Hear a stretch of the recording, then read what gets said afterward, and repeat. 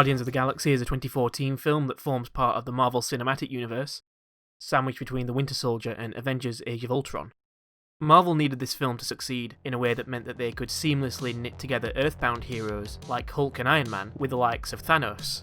It was way harder to go from Tony Stark building a suit in a cave to having the Avengers time travelling to stop 50% of the entire universe from being wiped out in the time it took than we give Marvel credit for, and it was all made possible by Guardians. Guardians was directed and co-written by James Gunn, who, despite his obvious talent, and I'm sure he wouldn't mind me saying this, was a risky choice for Marvel when it came to handing control of a movie which would dictate how successful the MCU's foray into space would be. The first time I watched GOTG, I hadn't really seen anything apart from maybe one trailer, and I hadn't read any of the comics or even knew the names of the characters, so I was going in almost completely blind. So you can imagine my reaction when this light-hearted summer action blockbuster starts with a scene in which a young boy loses his mother to cancer. But I instantly fell in love. It was a risk to hire Gunn, but this is why it was absolutely the right decision. It's moments like this that endear us to characters and get us invested and attached. He's somebody who inherently understands storytelling. Also, I think we must have the exact same sense of humour because I laugh at every gag, no matter how many times I watch it. Once the battery is removed, everything is going to slam into emergency mode. Once we have it, we got to move quickly.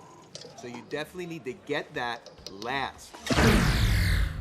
It's this humour that leads some people to think that Guardians isn't a serious film, but I strongly disagree. Just because a film isn't dark and straight-faced doesn't mean it isn't serious.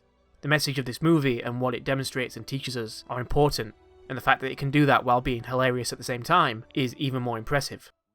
I think one of the best things about a James Gunn movie is that it doesn't feel like it's workshopped or focus group tested. It feels like when you're a kid, telling stories with your friends like, ooh, what if this happens, and then this guy does this, that would be so cool. I mean, look at this. This is the result of a man having the most fun he possibly can, thinking of how he wants his movie to be.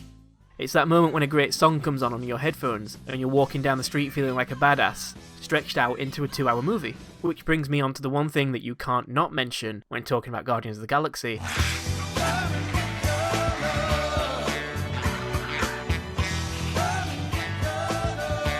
A good soundtrack is important for almost any movie, but with Guardians, it's also essential to the plot.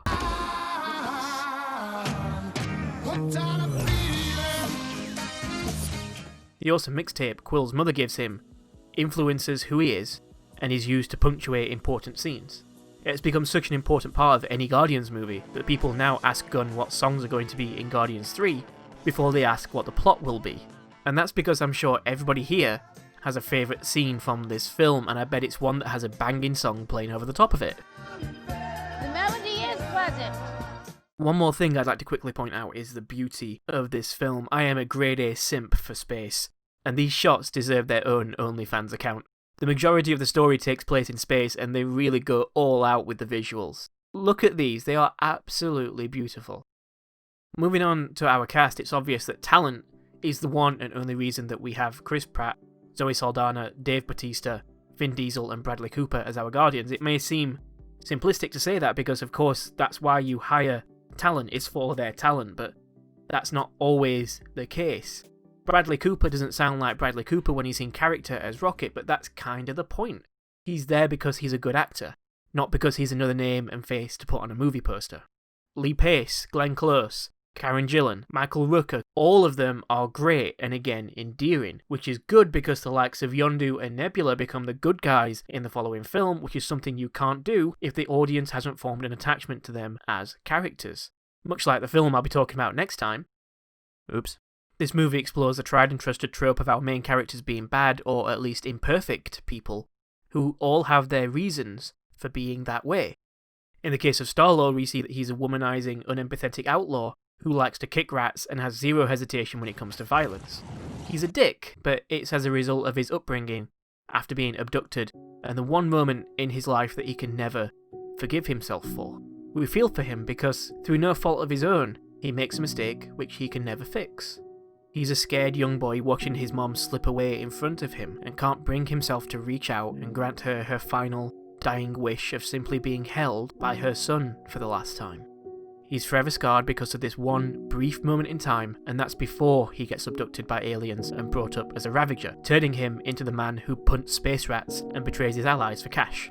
The rest of our group is comprised of Drax, who is on a suicidal mission to kill the man who slaughtered his family and will murder anyone who gets in his way, a genetically modified raccoon who is having a deep and constant existential crisis that manifests itself in rage and violence, Gamora, a daughter of Thanos who is running away from a life living under an abusive father who forces her to kill or be killed and uses torture as a teaching method, and Groot, who is, I'm Groot. Yeah, that.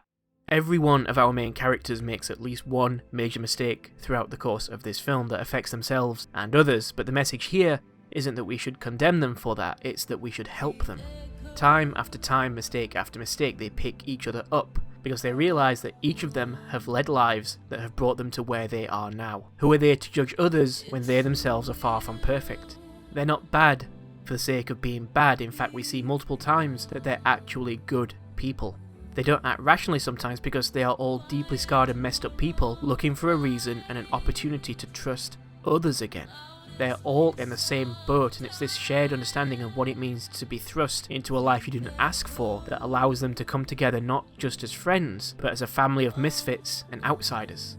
They face the consequences of their actions together and learn from them. When one member of their chosen family messes up, the rest of them share that burden. Just like when Rocket crashes the ship into Ronan's, which means that Groot has to die, because as he so eloquently puts it, We are Groot. it's an underdog story, which means that these characters are going to defy expectations for those around them, but they also defy our expectations too as the audience. The hyperactive man-child immediately snaps into the role of a leader. The woman who grew up being tortured and abused is quick to trust. The only animal in the group is the most intelligent of them all. The big dumb muscle excels in the quieter emotional scenes, and the sentient tree is arguably the kindest and most human. This is one of my favourite movies because it makes me laugh and cry and cheer more than almost any other film. I relate so much to these characters and the journey they go through individually and collectively.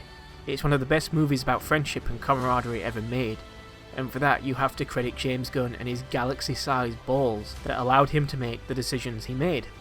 It takes 5 thoroughly broken individuals whose very DNA is comprised of failure and mistakes, and knits them together into a family who are willing to die for each other because they finally found what they needed. Not to be perfect, or even forgiven for what they've done, but to be with people who accept and understand them. At its core, this film is about friendship and learning to accept who you are, and accepting others for who they are too. It's about realising that your mistakes don't define you, and that it's never too late to ask for help, face up to the consequences of your actions, and take that hand.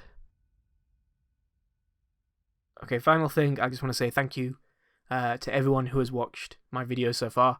Reaching 100 subs, going from 0 to 100 is one of the hardest things you can do as a YouTuber. Going from no one wanting to know who you are to having 100 people say, yeah, I'm looking forward to what you're doing next is super difficult.